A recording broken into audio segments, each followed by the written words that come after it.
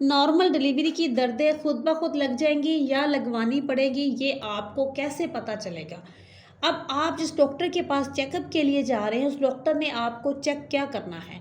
आपने जाना है 38 वीक्स पे, 37 वीक्स प्लस पे आपने जाके चेकअप करवाना है। चेकअप में आपकी डॉक्टर आपको देखती है, आपकी इंटरनल वेजाइनल जो है पीवी करती है, यानी कि अपनी फिंगर ऐड करके चेक करती हैं कि बच्चेदानी का मुँह खुलना शुरू हुआ या नहीं। सबसे पहले अब देखना क्या होता है, डॉक्टर क्या चीज़ देखती है आपकी? इसके होते हैं टोटल 10 नंबर। वो अगर आपके इसमें से 5 नंबर आ गए हैं, तो समझ लें कि आपकी नॉर्मल डिलीवरी है। अगर 4 नंबर भी आ गए हैं, तो भी आपकी नॉर्मल डिलीवरी है। अब नंबर कैसे देने हैं? सबसे पहली चीज़ देखनी है यूट्रस। यूट्रस सॉफ्ट हुई है या नहीं? 5 चीज़ें देखनी होती हैं।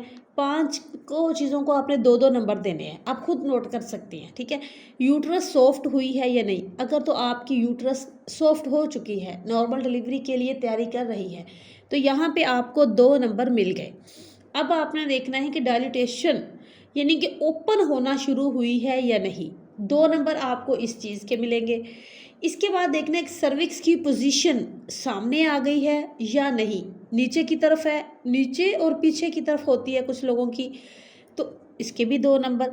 सर्विक्स की लेंथ देखनी है, इसके भी 2 नंबर। अब पोज़ीशन देखनी है कि आपकी पोज़ीशन क्या किस तरीक़ा है, बच्चे की पोज़ीशन, ठीक है? ये भी 2 नंबर। हेड की पोज़ीशन मतलब हेड बहुत बड़ा तो नहीं है, आपकी हड्डी छोटी तो नहीं है। अगर आपके 4 या 5 नंबर आ जाते हैं, तो आपको आसानी है कि डिलीवरी आपकी हो सकती है, लेकिन लेबर पेन स्टार्ट करनी पड़ेगी। ठीक हो गया? अब नॉर्मल डिलीवरी की दर्दें जब खुद ब खुद लगती हैं, तो 5 से 7% तक होता है। 7% तक आपके नंबर आ गए हैं, तो आपकी नॉर्मल डिलीवरी आसानी से हो जाएगी। अब जो यूट्रस सॉफ्ट होते हैं, वो बच्चेदानी का मुँह जब ओपन होता है, सबसे पहले बच्चेदानी का मुँह नरम होता है। जब नरम होता है, तो इसके हमें 2 नंबर मिल गए। अब जब ओपन होना है, सर्विक्स ने ओपन होना शुरू होना है, तो पहले इसकी लेंथ कम होनी है।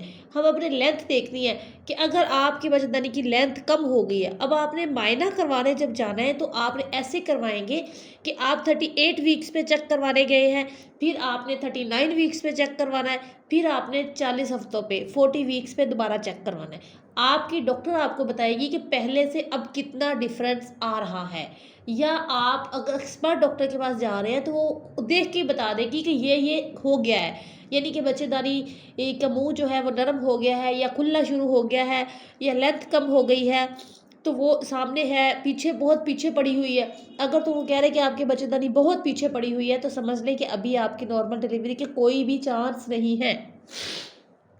ठीक है?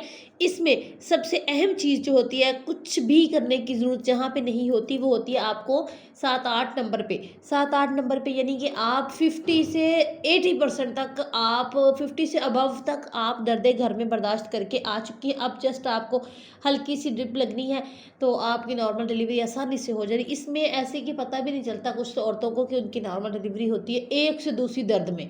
जो पहले दर्दें घर में लेके आती हैं, वो बहुत कम स्लो मतलब कि उसको फ़ील होती है। उसमें कुदरती एनर्जी की वजह से, उसके एक्टिविटीज़ की वजह से, वो काम-काज की वजह से उसकी जो दर्दें होती हैं उसको बर्दाश्त हो जाती, खुद ब खुद पता ही नहीं चलता। और जो बहनें बेड रेस्ट पे होती हैं, उनको ये दर्दें बहुत तड़पाती है एंड के दिनों में।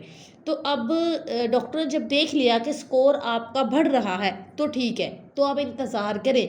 आपने 1 वीक पहले चेक करवाया, आपकी बच्चेदानी का मुँह नरम था, ओपन होना शुरू हुआ था। 1 वीक बाद चेक करवाया, तो जो कि आपकी ओपन होना शुरू हुआ था, वो 1 फिंगर हो चुका है। अगले वीक पे 2 फिंगर तक, मतलब कि वो आहिस्ता-आहिस्ता ओपन हो रही है।